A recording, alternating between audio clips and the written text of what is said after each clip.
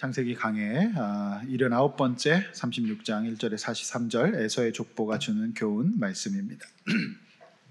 지난 한 주간 동안 핫 이슈는 한국 작가 최초로 여성 작가인 한강 씨가 노벨 문학상을 수상한 소식이었습니다. 서점가에서는 반나절 만에 그의 책이 13만 권이나 팔려나갔고 품절되는 한강 시대가 열렸다고 합니다. 전 세계로 번역되어서 많은 사람들이 읽게 될 것입니다. 그의 대표작 소설 소년이 온다는 우리나라 현대사의 아픔이었던 5.18을 다루었고, 소설 작별하지 않는다는 제주 4.3 사건을 다루고 있는 소설입니다. 스웨덴 할리먼은 역사적 트라우마를 직시하고 인간 삶의 나약함을 드러내는 강렬한 시적 산문을 선보였다라고 한강 작가를 수상자로 선정한 이유를 밝혔습니다. 뉴욕타임즈는 여전히 여성들이 정치, 경제, 사회, 뉴스 미디어에서 차별받는 한국 현실에서 문학은 여성들이 자신의 힘을 표현하는 창구라고 분석했습니다. 대한민국은 선진국 대열에 들어섰고 모두가 부러워하는 여권 파워 국가가 되었습니다. 한류의 자부심을 가지고 한국의 음악과 음식들이 세계로 퍼져나가고 있습니다.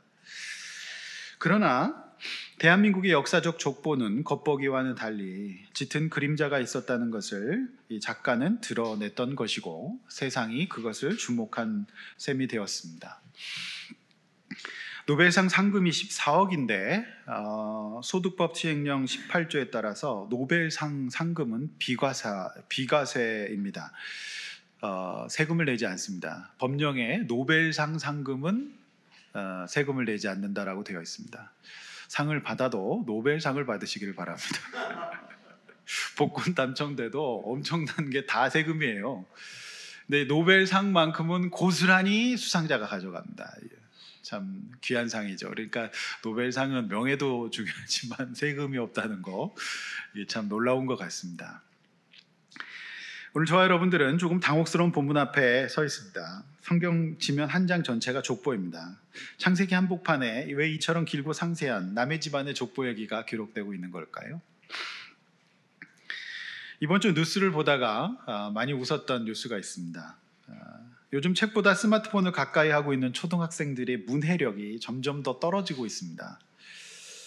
그런 그 현상을 다룬 기사였는데, 질문은 족보가 무엇인지를 아는가라고 하는 질문이었습니다. 대답이 기가 막힙니다. 아이들은 너무나도 당당하게 족발보쌈 세트요라고 대답했다고 합니다. 족보가 족발보쌈 세트. 애들이 족보를 본 적도 없고 한자어기 때문에 족보의 뜻을 모르고 있는 겁니다. 아이들이 알고 있는 건 족발보쌈 세트밖에 모르기 때문에 그렇게 대답을 했다는 것이죠. 정말 한참 웃었습니다. 모든 성경은 하나님이 우리에게 주시고자 하는 말씀을 담은 귀한 책입니다. 그러므로 족보를 뛰어넘거나 생략할 수 없습니다. 그런데 많은 설교자들이 사실 이 족보를 뛰어넘고 설교하시더라고요. 36장은 생략. 그런데 저는 그렇게 할 수가 없을 것 같았습니다. 여전히 저는 오늘 말씀, 이 강단에서 하나님 말씀을 선포하려고 하는데, 하나님 말씀이 족보기 때문에, 특별히 그 창세기는 톨레도트 족보로 구성되어 있습니다. 10개의 족보가 때마다 들어가 있는데, 하나님의 축복의 족보도 있지만 세상의 족보도 기록해 놓음으로써 우리가 어떤 족보를 쓸 것인가에 대해서 주는 교훈이 분명히 있는 것입니다. 저는 오늘 이 족보를 읽으면서 나름 또 은혜를 받았습니다. 그래서 오늘 제가 이 족보를 읽고 묵상하고서 받은 은혜를 함께 나누려고 합니다. 오늘 이 족보가 저와 여러분들에게 주시는 교훈은 무엇일까요? 오늘 본론의 첫 번째, 야곱의 족보를 쓸 것인가, 에서의 족보를 쓸 것인가, 1절에서 8절에서 묻고 있습니다. 1절, 에서의 곧 에돔 족보는 이러하니라. 자, 에서는 누굽니까? 야곱과 함께 태어난 이삭의 쌍둥이 큰아들입니다. 에서, 에돔은 같은 뜻인데 불다라는 뜻입니다. 에너지 넘치고 힘있고 승리하는 사람을 상징합니다. 에서는 혈기가 왕성했고 언제나 에너지가 넘쳤어요. 그리고 당대 최대의 기능으로 인정되었던 탁월한 사냥꾼이었습니다. 성품도 호기로워서 시원시원하고 잊을 것은 잃고 쿨하게 용서할 줄 아는 나이스 가이였습니다. 많은 사람들이 에서를 부러워했고 에서를 자랑스러워할 만했습니다. 이에 반해 야곱은 어땠습니까? 쌍둥이 형제인 야곱은 특히 부모 어머니에게 아픈 손가락이었고 형과 달리 소심하고 걱정 많고 집안에 머물기를 좋아했습니다. 어머니의 편애를 받았지만 늘 형과 비교하면서 아버지의 사랑을 독차지하고 있는 형에 대한 열등감과 비교의식을 가지고 살았던 연약한 아들이었습니다. 우리는 지난주 야곱이 아닌 이스라엘이 사는 법을 살펴봤는데 야곱뿐만 아니라 야곱의 12아들은 세상적으로는 최악이었습니다. 사고를 당하고 사고를 치고 또 사고를 쳐도 대형 사고를 치는 아들들이었습니다. 아들들이 뭔가 나이스하지 않아요. 아이들이 뭔가 꼬여 있어요. 나이스하지 않습니다. 그런데 하나님께서는 그런 그 아들들을, 그 12자녀 아들들을 이스라엘의 원형으로 삼으시겠다고 말씀하셨어요. 그들을 이스라엘로 삼으신다. 그들을 축복하시겠다. 인간적으로는 에서의 자손들이 훨씬 더 괜찮아 보이는데 하나님께서는 그들을 이스라엘의 원형으로 세우시겠다 이렇게 말씀하셨습니다. 우리가 보게 될 에서의 족보에 비해서 너무나도 초라한 야곱의 족보는 23절에서 6절까지 적을 게 없어요. 어떤 직분도 직함도 없습니다. 그냥 이름 족보 3절입니다. 그런데 형 에서의 족보는 어떻습니까? 이 족보가 내내 왕들과 족장들이에요. 왕들과 족장. 그러니까 오늘날로 치면 발로 차이는 것이 서울대고 하버드였어요. 그리고 발로 차이는 것이 의사의, 판검사의, 은행장, 장관, 아이돌, 고시 출신들이에요. 너무나도 화려한 족보입니다. 당시의 족장과 왕, 이건 모든 것을 말해주고 있는 거잖아요. 이렇게 이제 족보가 차이가 납니다. 야곱의 족보는 정말 심플해요. 이름 적을 것밖에 없어요. 거기다가 죄를 적을 수는 없잖아요. 그러니까 너무너무 비교되는 초라한 족보예요. 2절 에서의 혼인 이야기가 나옵니다. 에서는 가나안 여인 중 헷 족속 엘론의 딸 아다와 히위 족속 시본의 딸인 아나의 딸 오홀리바마를 자기 아내로 맞이하고 에서는 혼인에 있어서 부모의 근심을 가져왔습니다. 어머니 아버지는 에서가 야곱처럼 믿음의 배우자를 얻고 승리하기를 원했지만 그러지 않았어요. 창세기 26장 34절, 35절, 28장 8, 9절 다시 한번 읽어보겠습니다. 시작. 에서가 40세에 헷 족속 부엘의 딸 이립과 헷 족속 엘론의 딸 바스맛을 아내로 맞이하였더니 그들이 이삭과 리브가의 마음에 근심이 되었더라. 에서가 또 본즉 가나안 사람의 딸들이 그의 아버지 이삭을 기쁘게 하지 못하는지라 이에 에서가 이스마엘에게 가서 그 본처들 외에 아브라함의 아들 이스마엘의 딸이요 느바요스의 누이인 마할랏을 아내로 맞이하였더라. 네, 보신 바와 같이 에서는 혼인에 있어서도 영적인 기준이 나름 있었습니다. 그것은 에서가 워낙 현실에서 인정을 받았고 자신이 사냥한 고기를 좋아하는 아버지의 편애를 받으면서 그 편에 매이게 됩니다. 그러니까 에서의 선택 기준은 언제나 현실이 중요했어요. 아니면 아버지의 인정을 더 이상 받을 수가 없었기 때문입니다. 그리고 어머니의 사랑을 받지 못하고 있는 상황 속에서 에서는 오로지 사냥을 잘할 수 있는 거, 그리고 잡은 짐승들을 잘 기를 수 있는 거, 이것이 그 인생의 선택의 기준입니다. 그래서 그는 모든 선택의 기준이 그거였기 때문에 주거지를 정할 때도 배우자를 선택할 때도 그랬습니다. 다시 말해서 에서는 앞으로 어떻게 성숙한 사람이 되어서 하나님 앞에 온전한 삶을 사는 것, 이런 것보다는 오직 이 땅 가운데에서 어떻게 현실에서 승리할 것인가가 늘 관심사였던 것이죠. 야곱은 창세기 28장 6, 7절 말씀처럼 부모의 영적 조언에 순종해서 그렇게 따라갑니다. 그런데 에서는 조금 달랐어요. 그래서 내 혼인이 부모님, 특별히 아버지, 어머니를 기쁘게 못하는구나 이거를 깨닫고 그래서 생각한 나머지 한 행동이 하나님을 떠난 이스마엘의 딸과 이제 혼인을 하게 되는 것이지요. 그러니까 이 에서 같은 경우에는 인생관 전체가 현실에 매여 있었기 때문에 그의 모든 인생의 중요한 기점마다 영적인 어떤 신중함과 어떤 관점들이 개입하고 있지 않다라는 것을 알 수가 있습니다. 자, 3절, 6절 에서의 족보가 나옵니다. 자세하게 나오는데요. 6절 에서는 자기 아내들과 자기 자녀들과 자기 집안 모든 사람과 자기의 가축과 자기가 모든 짐승 그리고 자기가 가나안 땅에서 모은 재물을 이끌고 야곱을 떠나서 다른 곳으로 갑니다. 여기서 이제 자기가 계속 나오죠. 에서는 결핍된 사랑을 받고 있었기 때문에 자기밖에 없었어요. 그리고 이 이 말씀 6절 말씀 보니까 싹싹 긁어갔다. 이 모든 것들을 다 긁어갔어요. 왜냐하면은 에서에게 있어서 자존감의 근거 그리고 자기의 근거는 이 땅의 현실, 유물밖에 없었기 때문에 그런 것이죠. 7절 그 이유가 나옵니다. 소유가 너무 풍부해서 함께 거하기가 힘들어졌고 헤브론이 가축을 기르기에는 적합하지 않았던 것이죠. 8절 에서는 망설이지 않고 헤브론을 떠나 풍요로워 보이는 세일산으로 거처를 옮겨 거주하게 됩니다. 에서의 가치관으로 봤을 때에는 이삭과 야곱이 거하고 있는 헤브론 땅은 전혀 매력이 없는 땅이었어요. 하나님이 함께 계시고 은혜를 얘기하는데 에서 입장에서는 전혀 현실적이지 못한 땅이에요. 좁고 목축하기에 불편합니다. 에서의 눈에는 복의 근원이 되시는 하나님이 보이지 않습니다. 그저 현실의 상권 분석밖에 보이지 않는 에서였기 때문에 하나님이 약속하신 그 땅을 너무나도 가볍게 떠나고 있습니다. 여러분 세일산이 어디입니까? 세일산은 요단강 건너편이에요. 그래서 훗날 이곳은 에돔 암몬 땅이 되어서 악한 삶을 살다가 멸망하게 되는 것을 볼 수가 있는 것이죠. 지난날 창세기 13장에서 아브라함과 조카 롯의 구조를 볼 수가 있습니다. 똑같은 겁니다. 조카 롯은 그 외삼촌과 함께 있었어야 됩니다. 그런데 그게 그렇지 않고 소돔을 선택합니다. 그 소돔이 바로 동남쪽, 바로 이 땅입니다. 그러니까 멸망하게 되죠. 똑같은 구조입니다.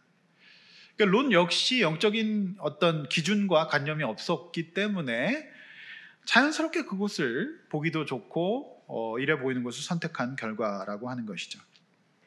에서의 이런 일련의 행동에는 일관된 맥락이 있는데 그것은 영적 감각이 전혀 없다는 겁니다. 어떤 목사님은 이를 두고 영치라고 표현하더라고요. 영치. 여러 가지 치가 있는데요. 몸치도 있고 뭐 박치도 있고 그런데요. 음치도 있고 영치가 가장 심각한 치입니다. 옛날에 우리 그 선배 옛날에 목사님도 어떻게 해석을 했을까 제가 좀 한번 쭉 살펴봤는데 그 조용기 목사님은 이를 두고 성령이 거하지 않는 사람이라고 설명하시더라고요.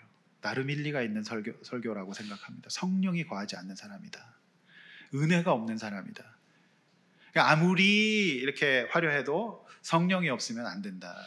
이렇게 설명을 하시면서 근데 이제 옛날 목사님이라서 이 족보가 나오니까 부모를 공경해야 된다로 이제 나가시더라고요. 그래서 그거는 좀 아닌 것 같은데 어쨌든 그 어르신들이 설교하시는 부분을 참고해 보면 나름 또 유교적 전통에 있었기 때문에 이 족보는 그런 족보가 아니거든요. 공경의 족보도 아니에요. 더군다나 그런데 이제 그렇게 설명하시는 걸 보면서 좀 그랬구나라는 생각이 들었습니다. 그러니까 근본적인 그 신학적으로 설명하면 에서가 이럴 수밖에 없었던 것은 일반 은총, 즉 안 믿는 사람도 다 받는 건강의 축복, 물질의 축복, 뭐 이렇게 잘 되는 축복, 이건 일반적인 은총이라고 얘기합니다. 이건 다 받을 수가 있습니다. 그런데 우리 특별한 은총, 우리 구원의 은총, 하나님 알고 성령의 사람이 되고 은혜 가운데 있는 거, 그리고 우리 회개하고 성숙하고 성장할 수 있는 은혜, 인생의 고비고비마다 하나님 은혜로 살 수 있는 그 특별한 은총을 야곱에게는 주셨던 겁니다. 그러니까 저와 여러분들에게 이 은총을 받을 수 있기를 우리는 소원하는 것이죠. 자, 여러분 에돔을 다루고 있는 구약 오바다 1장 3절 이렇게 한번 읽어보겠습니다. 앞에 보시면서 읽겠습니다. 시작. 너의 마음의 교만이 너를 속였도다. 바위 틈에 거주하며 높은 곳에 사는 자여, 내가 마음에 이르기를 누가 능히 나를 땅에 끌어내리겠느냐 하니. 여러분 그 에돔의 인생은 한마디로 교만했습니다. 교만할 수밖에 없었어요. 바위 틈에 거주해서 그 땅은 그런 땅이에요. 숨기도 좋고 망하기도 어렵고 굉장히 이제 살만한 그런 곳이었습니다. 근데 하나님은 없는 곳이에요.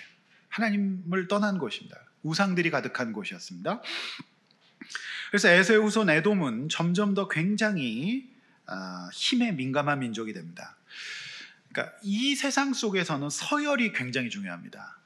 그래서 자신이 서열 1위가 되거나 그렇지 않으면 강자 쪽에 붙어서 강자 노릇을 하고 약자와 자신을 분리합니다. 나는 약하지 않다. 그리고 강자와 자신을 동일시하면서 살아갑니다. 자, 이런 태도는 하나님 없는 열등감을 기반으로 한 세상의 전형적인 특징이잖아요. 에서가 그랬습니다. 에서는 지금 남들보다 조금 더 잘 살게 되자 뭐가 된 줄로 착각을 했던 것 같아요. 그러나 훗날 에돔은 족장과 지역의 왕이 될 뿐이지만 하나님의 인도를 받고 당장은 지지라고 고생하는 것 같지만 그 은혜 가운데 있었던 이 야곱, 이스라엘의 후손들은 어떻게 됩니까? 에돔은 하나님을 떠나서 세일산에 거하면서 그 일개 족장이 될 뿐이지만 하나님의 백성들은 이제 고대근동 최고의 강대국이었던 이집트에 가서 그 땅의 총리가 되도록 인도하십니다. 그러니 하나님의 스케일과 하나님을 떠난 인간의 스케일은 근본적으로 차이가 납니다. 너무너무 다른 겁니다. 여러분, 지금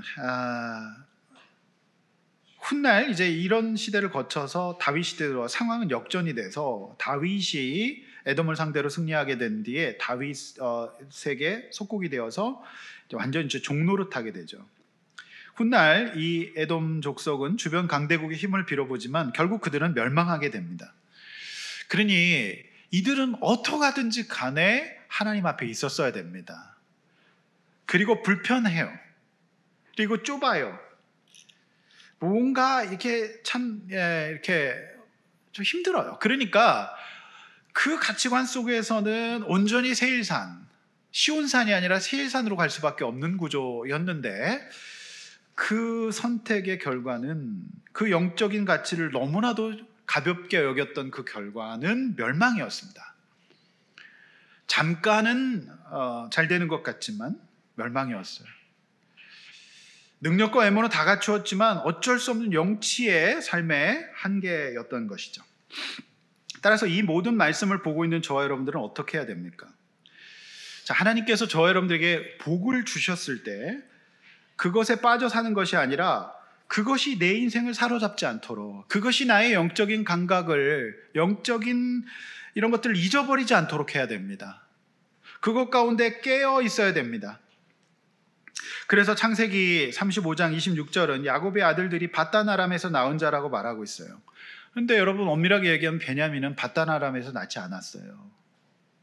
길에서 낳았잖아요. 그런데도 성경이 그렇게 말하고 있는 이유가 있습니다. 에서의 자손들은 이미 가나안에서 나왔어요. 그런데 에서의 자손들은 여기서 나서 어디로 갑니까? 밖으로 나가요.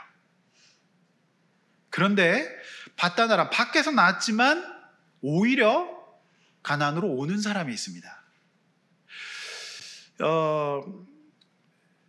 인생이 힘들고 어려워서 밖에서 나서 헤브론으로 돌아오는 사람이 있는가 하면 하나님의 은혜 가운데 이삭과 함께 있어요. 교회 안에 있습니다. 그런데 세상이 좋아서 밖으로 나가는 사람이 있다는 겁니다. 우리는 에서에게 살짝 동정할 수도 있어요. 에서는 속은 거 아닙니까? 야곱 저 녀석이 머리 써서 엄마랑 속인 거 아닙니까? 이렇게 얘기할 수도 있잖아요. 그리고 에서는 용서하지 않습니까? 여러분, 그런데 잘 보십시오. 이미 야곱은 베델로 돌아오면서 형 에서를 만나면서 장자권을 내어놨어요. 그리고 그가 가진 재물도 다 내어놨습니다. 형님, 저 필요 없습니다. 저 살려만 주십시오. 다 내어놨어요. 그러니 지금 사실상 지금의 장자는 누굽니까? 에서예요. 그런데 그 영적 장자권을 스스로 버리고 나간 겁니다. 하나님께서, 그러니까 야곱이 속여서가 아니라 에서는 원래 그 영적 장자권에 관심이 없었어요. 영적인 것에 관심이 없었다는 말입니다. 자기 스스로 나가지 않습니까? 나가라 그런 적 없습니다. 자기 스스로 하나님을 떠난 거예요. 그걸 아시고 하나님께서 야곱에게 축복하신 것이다. 우리는 이렇게 볼 수가 있는 것이죠. 그것이 바로 이 기록이에요. 성도 여러분, 오늘 본문의 메시지가 뭡니까? 오늘 저와 여러분들에게 묻고 있습니다. 너는 야곱이 될 것인가? 에서가 될 것인가? 여러분 인생에 어떤 족보를 쓰고 싶으십니까? 저 여러분들에게 묻고 있는 거예요. 그리고 너는 지금 교회 안에서 축복을 받고 대대로 믿는 집안이었는데, 직분을 가지고 있는데 너는 지금 어디로 가고 싶은가? 이걸 묻고 있는 거예요. 나는 무엇을 중요하게 여기며 한 번뿐인 내 인생을 마치 꽃꽂이의 장미꽃처럼 화려하게 보이지만 밑둥이 잘려서 이내 시들어 버릴 인생을 살고 싶은가? 아니면 요즘 날씨가 이제 추워지잖아요.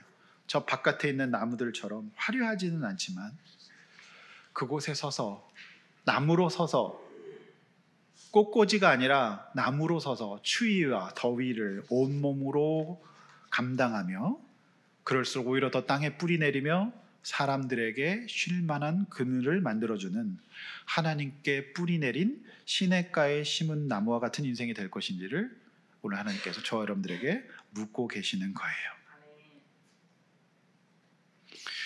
여러분은 뭘 부러워하시고 어디에 속해서 어떤 족보를 쓰고 싶으십니까? 어디로 가고 싶으십니까?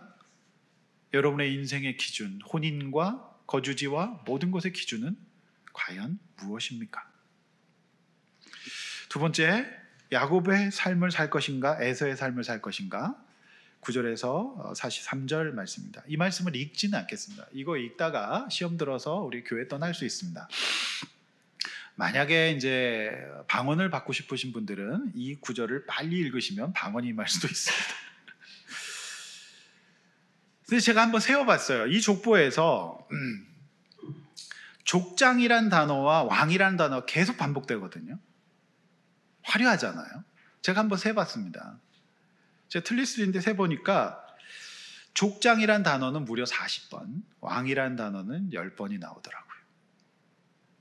그러니까 세상적으로는 화려하기 이를 데 없는 정말 강자의 족보입니다. 반면 이후 이스라엘 야곱의 가정은 어떻게 됩니까? 하나님의 택하심이 있다고는 하지만 그야말로 파란만장한 도구 고생을 하게 됩니다. 도구 고생. 다음 주 창세기 37장부터 이제 보시겠지만은 이제 창세기 조명은 야곱에서 이제 요셉으로 넘어갑니다. 그러면서 요셉의 이야기가 시작되는데 이 스토리의 서막은 흉년의 서막이었어요. 그리고 형제들 간에 너무 시기 질투 이런 지질한 싸움 같지만 그 가운데 하나님께서는 요셉에게 꿈을 꾸게 하세요. 그래서 이 꿈을 꾸게 하셔서 애굽에 보내시고 그야말로 감옥 생활하고 모함당하고 막 정말 지난한 사건 속에서 그는 결국 애굽의 총리가 됩니다. 그래서 강성한 민족을 이루게 됩니다. 애굽도 감당 못할 정도의 강성한 민족이 되어서 우리의 이스라엘이 되는 거예요. 그래서 출애굽을 준비합니다. 이것이 바로 하나님이 함께 계시는 백성이 경험할 수 있는 일이고 하나님의 스케일이에요. 지금은 이스라엘은 지금도 사실상 저는 세계 최강대국이라고 봅니다. 유대인들이 그렇게 강해요. 그러니까 여러분 당장에 불편하고 당장에 그의 가치관이 반영된 세일산 선택은 결국 최악의 패망이라는 것을 보여주고 있는 것이고 인생 살면서 그 어떤 유의미한 일도 하나 하지 못합니다. 이것이 바로 오늘 이 족보가 저 여러분들에게 주는 교훈이에요. 여러분 어떤 족보를 쓰고 싶으십니까? 하나님이 함께 계시면 이스라엘의 족보가 되는 건데 세일산으로 가면 하나님이 함께 하지 않으시면 족발 보쌈이 되는 거예요. 여러분 보십시오. 근데 이 이스라엘 백성, 이제 이 에서 족보는 왕정을 이루고 선진 문명을 가꾸고 굉장히 멋있어 보여요. 당장은. 그런데 이스라엘은 정말 개고생을 하게 되거든요. 그런데 이 속에서 어찌 고난만 있다고 할 수 있겠습니까? 여러분 생각해 보십시오. 이 과정에서 야곱과 그의 자녀들은 앞으로 이루 다 말할 수 없는 하나님의 은혜와 섭리를 그 현장에서 온몸으로 받아냅니다. 도파민이 그냥 엄청나게 나오게 되는, 제가 볼 때는 치사랑 도파민은 홍해가 갈라지는 거를 보는 거예요. 이 홍해 갈라지는 도파민 한번 맞으면 하나님 은혜가 온몸에 기억이 돼서 벗어나지 못할걸요. 그리고 또 도파민이 난리가 납니다. 뭡니까? 배가 고파 죽겠어요. 너무 치킨이 먹고 싶어요. 너무 탄수화물이 땡겨요. 근데 어떻게 됩니까? 하늘에서 음식이 내려와요. 그게 만나와 메추라기예요. 이게 쿠팡이츠의 원조예요. 이게 막 내려와요. 막 내려와. 하늘에서 음식이 내리는. 여러분, 그때 이스라엘 백성의 행복 치사량은 제가 볼 때는 마약의 곱하기 100배일 겁니다. 그러니 이것이 힘들기는 하지만 그 속에서 하나님의 개입과 고비고비마다 홍해가 갈라지고 만나와 메추라기를 맛보고, 그리고 무기 하나 없이 후손들이 여리고성이 무너지는 것을 봤을 때 이 어찌 고난만 있다고 말하겠습니까? 여러분, 우리가 왜 힘들게 시험 공부합니까? 합격의 영광은 고난을 통과하지 않고는 없는데요. 근데 그 보상을 받지 않으려면 시험 안 보면 됩니다. 그러니 누가 더 저는 복이냐고 말했을 때, 여러분 세일산으로 가서 살았던 에돔 족속이 고난이 없을까요? 천만의 말씀. 제가 자세하게 설명해 드리겠습니다. 그러므로 신자는 어떤 사람입니까? 여러분, 힘들고 어려워도 주님과 함께 걸어가며 설명할 수 없는 은혜를 나눌 수 있는 사람이에요. 힘들어 죽을 것 같은데 살려주신 은혜가 있는 거고요. 이 모든 과정 속에서 잘 들으십시오. 교만의 교자도 꺼낼 수 없는 사람이 되는 거예요. 에돔과는 전혀 다른 겸손하고 따뜻하며 인간에 대한 깊은 공감과 체율이 있는 사람이 그리스도인이에요. 에돔은 그런 거 못합니다. 너 왜 못해? 너 왜 그것밖에 못하니? 바보 아니니? 넌 실패한 거야 라고 말하는 게 에돔입니다. 그러니 거기서 어찌 생명이 탄생하고 뭔가 이런 어떤 사람다운 삶을 살 수가 있겠습니까? 경직이 일어나고 화가 날 뿐입니다. 그리스도인은 사랑과 은혜의 사람, 그리고 내가 아니라 하나님이 하셨다라고 고백할 수 있는 진정한 사람이 되는 길입니다. 여러분, 에서는 실패해 본 적이 없어요. 모두 다 성공입니다. 그러니 그 속에서 어떻게 겸손이 발생될 수 있겠습니까? 에서는 일평생 그러지 못했어요. 하는 일마다 잘 되고 아이들은 공부 잘합니다. 그리고 잘 나갑니다. 좋은 학교, 좋은 직장 들어갑니다. 그러니 그 속에서는 사람이 될 수가 없어요. 철저한 현실감각과 힘의 논리, 물질이 전부인 훗날 유물론자가 될 수밖에 없어요. 누굴 믿냐? 믿을 놈 아무도 없다. 여러분, 6절에서 이렇게 탈탈탈탈 긁어가는 것이 유물론자가 하는 일입니다. 왜요? 그에게는 그게 중요하니까요. 그야말로 하나님의 보호와 인도가 필요 없는 삶을 살게 되면서 에서의 후손들은 인간성이 상실됩니다.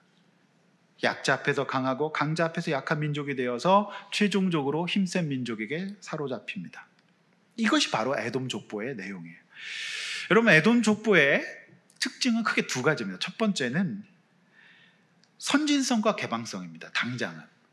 여러분, 이 에돔 족보는요, 이스라엘 백성이 개고생하고 종노릇하고 헤매고 있을 때 이들은 이미 왕정을 만들어요. 그리고 시스템을 구축합니다. 그리고 선진적이고 개방적입니다. 특별히 여러분 이 족보를 보면은요, 당시에 흔치 않았던 여성 왕들도 등장하고 있어요. 그들은 굉장히 선진적이고 나이스하고 개방적이에요.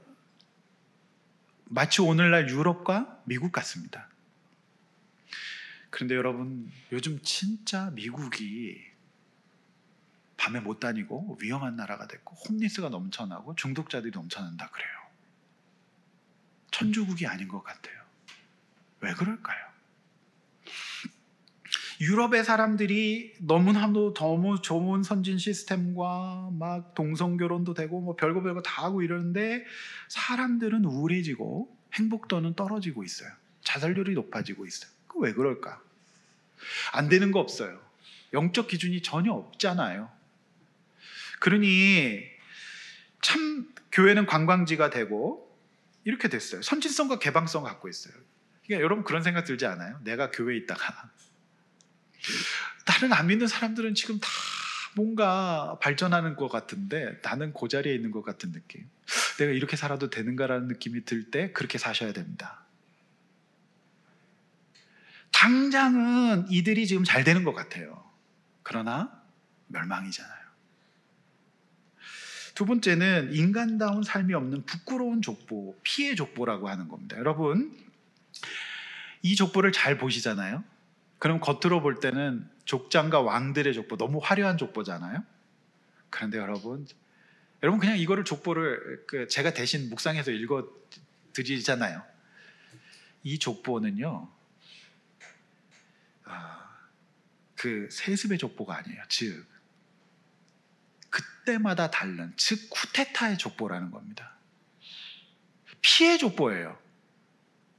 그러니까 힘 있는 놈, 강한 놈이 살아남는 족보니까 이 족보가 여러분 이스라엘 족보처럼 이렇게 세습 족보가 아니라니까요. 그러니까 이스라엘도 그랬지만 어쨌든 이 족보는 완전히 팍팍 바뀌는 피해 족보예요. 쿠데타의 족보입니다. 그러니 여러분 정글과 같은 힘과 세력 속에서 생존했던 족보 이겁니다. 이게 어떻게 겉으로 볼 때는 화려하고 안정적이고 선진적이고 개방적인 것 같지만 여러분 피해 족보예요. 이 속에서 얼마나 많은 아픔과 상처와 지옥과 같은 삶이 벌어졌겠습니까? 재미있는 것은 24절이에요. 24절에 직함과 명단 외에 유일하게 특이한 게 하나 있습니다. 24절 우리 누가 한번 좀 읽어주실래요? 24절 제가 읽어드릴까요? 24절 제가 읽어드릴게요. 시작. 시몬의 자녀는 아야와 아냐며 이 아나는 그의 아버지 시몬의 나귀를 칠 때 광야에서 온천을 발견하였고. 자, 이게 유일한 직함 족보 외에 행한 족보인데 특이하게도 온천을 발견했다가 적히고 있습니다. 여러분 후세의 존경을 받고 인간으로 태어나서 세상에 선한 영향력을 미치고 뭔가 참 그분 좋은 분이었다. 그리고 그분 때문에 많은 사람들이 살아났다. 그리고 참 정말 좋은 분이었다. 뭐 이런 족보가 아니라 얼마나 적을 게 없으면 온천 발견했다가 적혀 있겠습니까? 그러니까 이게 계속해서 바뀌어가는 피해 족보였고 적을 것은 온천 발견했다. 이거밖에 없었던 거예요. 에서의 가문의 최악은 이들 후손에서 아말렉 자손이 나와서 하나님 말씀에 따라 출애굽하는 이스라엘의 부녀자와 아이들을 뒤에서 쳤고 이런 약자들을 치고 공격하는 최악의 만행을 저지르게 됩니다. 그래서 훗날 하나님께서 이들은 꼭 진멸하라고 하는 헤렘의 대상이 되고 맙니다. 진멸, 헤렘. 나아가서 역사학자들은 참 놀라운데요. 이들의 후손이 예수님 시대에 있었습니다. 그 후손이 누군지 아십니까? 에돔 후손인 헤롯 대왕이었어요. 그래서 이 헤롯 대왕은 정통성이 없거든요. 그래서 이 사람은 정말 왕이 올까 봐 늘 걱정하고 있었어요. 그런데 동방박사가 왕이 온다, 예수가 온다는 소식을 하자 불안에 휩싸이면서 이 헤롯 대왕이 영아 대학살을 벌이죠. 싹 다 죽여버립니다. 그게 바로 에돔 후손이에요. 그래서 학자들은 그가 2000년 전에 히틀러라고 얘기를 해요. 여러분, 결국에 그 에서 후손의 삶과 족적, 이 족보가 기록돼서 이 귀한 성경 지면에 한 장 전체가 기록되어 있는 것은 저는 굉장히 유의미하다고 봅니다. 저와 여러분들이 이 좋은 세상에, 이 선진화된 세상에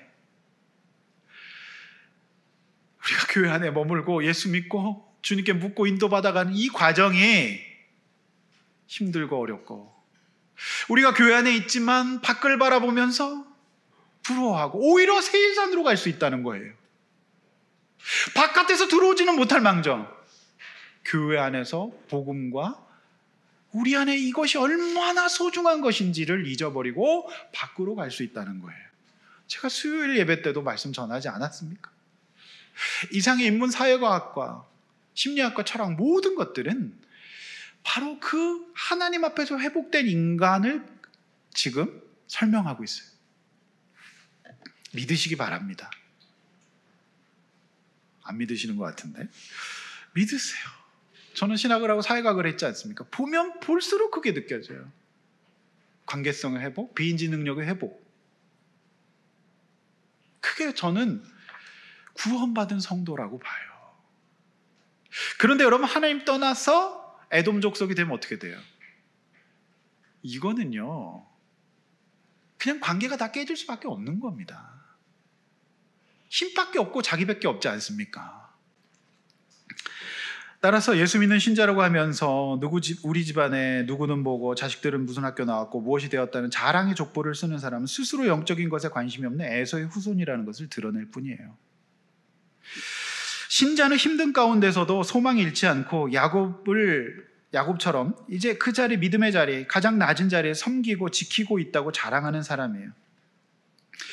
우리가 밖으로 내세울 것이 없지만 그래도 우리 자녀들이, 우리 자식들이 하나님 은혜로 살고 있다고, 참 고생하고 있는데 눈물 날 일 많지만 하나님께 더 가까이 가고 있다고, 그래서 감사하다고 말하는 게 성도입니다.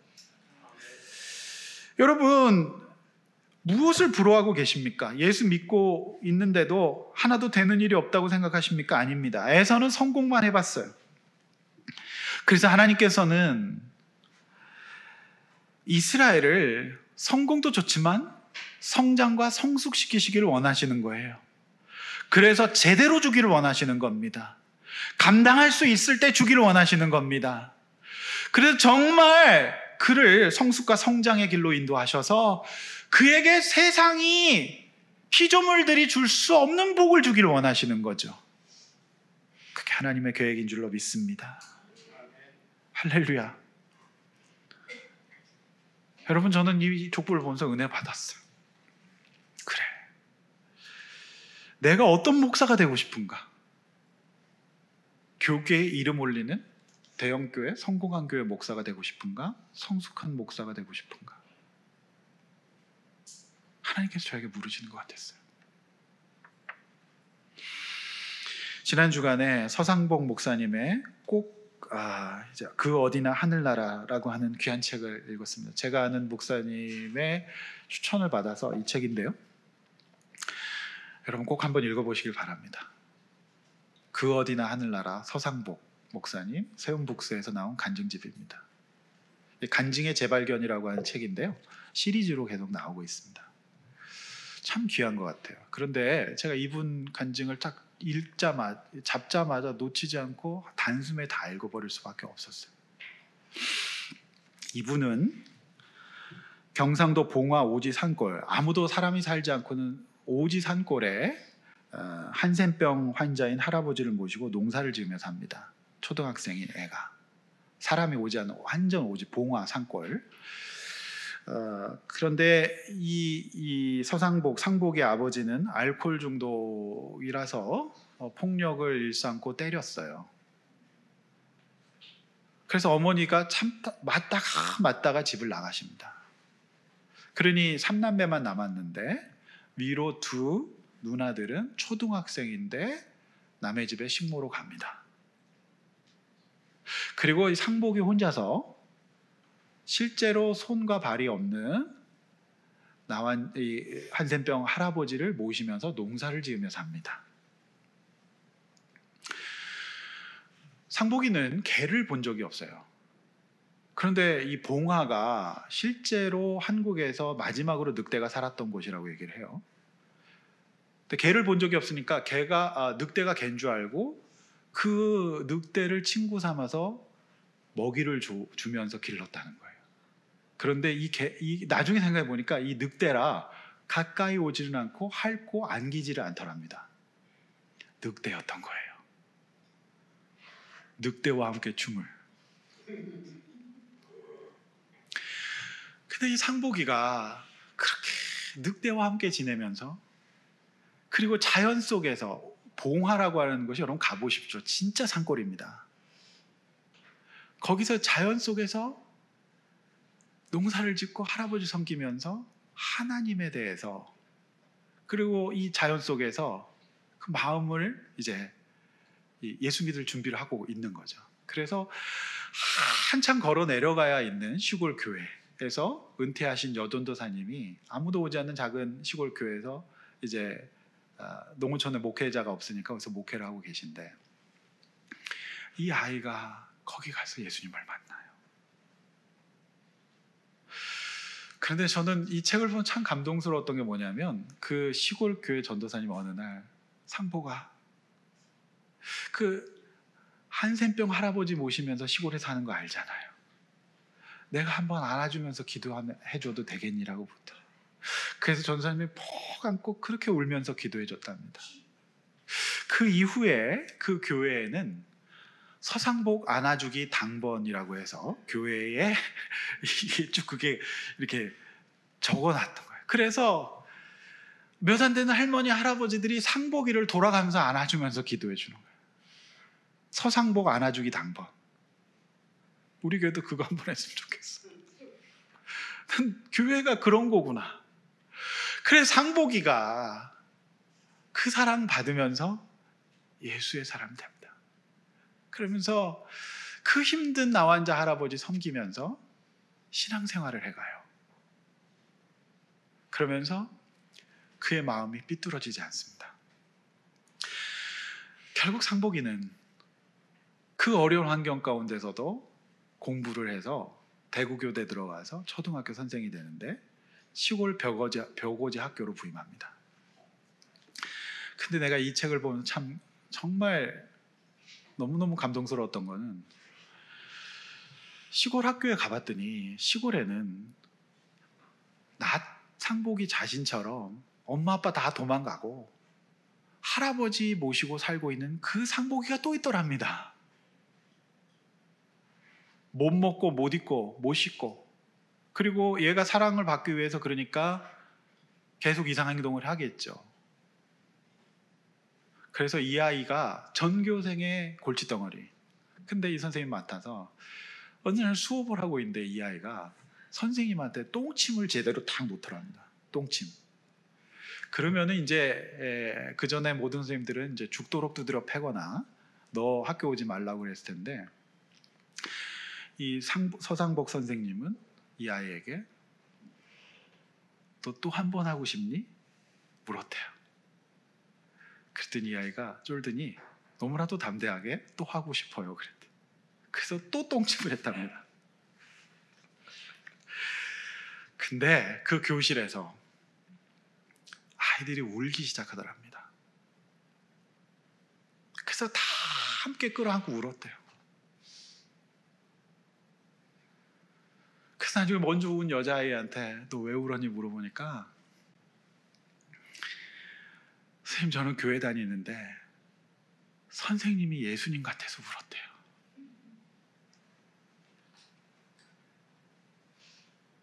그리고 수많은 제자들이 이 선생님 때문에 살아납니다. 그 시대의 상복이들이. 그리고 이분은 이제 교직을 그만두시고 신학을 하고 이제 사람 살리는 상담기관에 사역을 하고 계세요. 제가 이분 꼭 한번 또 메일 써서 모시겠습니다. 서상복 촉천 예배 모십니다. 강사 수업에도 실력입니다. 제가 모시겠습니다. 연말에 2달에 한 번 우리 초청 예배 드리니까 여러분 보십시오. 이게 그리스도인입니다. 에서는 그 어떤 유의미한 일도 못해요. 똥침 났으면 걘 바로 죽입니다. 우리 하나님의 사람들은 세상 자랑하는 게 아니에요. 너무 힘들고 되는 거 없는데도 하나님 은혜 가운데로 가고 그래도 예수 의지하면서 간다고 자랑하는 사람들이에요. 근데 교회 다니는 사람들이 오히려 더 밖으로 나가요. 이러면 그거 멸망입니다. 어떤 유의미한 삶도 없습니다. 한강 작가의 소설이 노벨상에 주목받은 것은 한국이 잘 나가지만 어두운 힘든 고생했던 사람들이라는 거잖아요. 우리 그거 알잖아요. 문학이 그 역할을 한 거예요. 우리 어떻게 한국이 지금 오늘 갑자기 잘 살게 됐습니까? 정말 힘들고 어려운 중에도 그래도 예수 믿고 그래도 그때마다 회개하고 살았기 때문에 저는 여기까지 왔다고 믿습니다. 그런데 오늘날 우리가 이 풍요를, 우리가 이 어떤 축복을, 우리가 이 잘됨을 잊어버리고 애서가 되어서 쿠데타의 족보를 쓰는 거죠. 엉망진창이 되는 겁니다. 이런 삶을 살아서야 되겠습니까? 사랑하는 성도 여러분, 그리스도인은 누구입니까? 어떤 사람이 되는 것이 그리스도인이 되는 겁니까? 여러분, 오늘 이 본문을 보면서 우리는 우리에게 스스로 질문해 보시기를 바랍니다.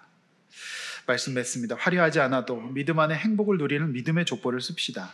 이 땅에 자랑할 것이 없더라도 하나님의 은혜와 사랑을 자랑하며, 예수 믿는 사람은요, 세상이 줄 수 없는 평안과 은혜를 의지하며 사는 사람이고요,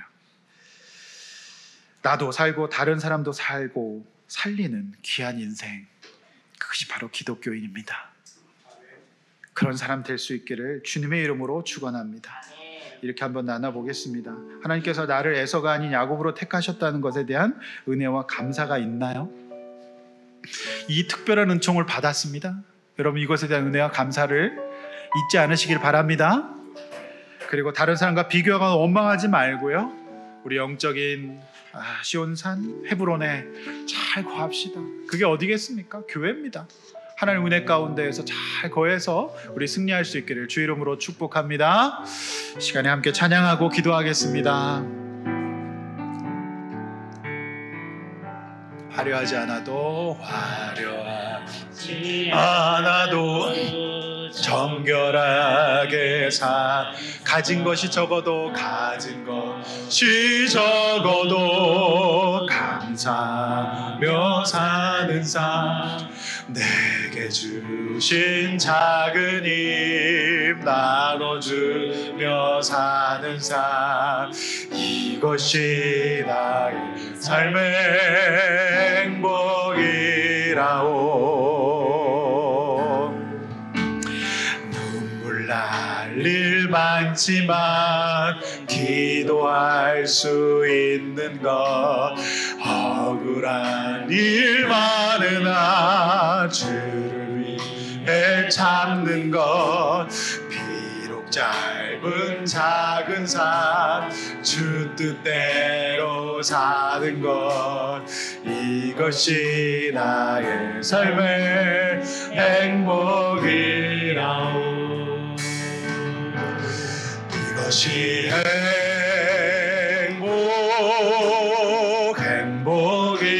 행복이라오.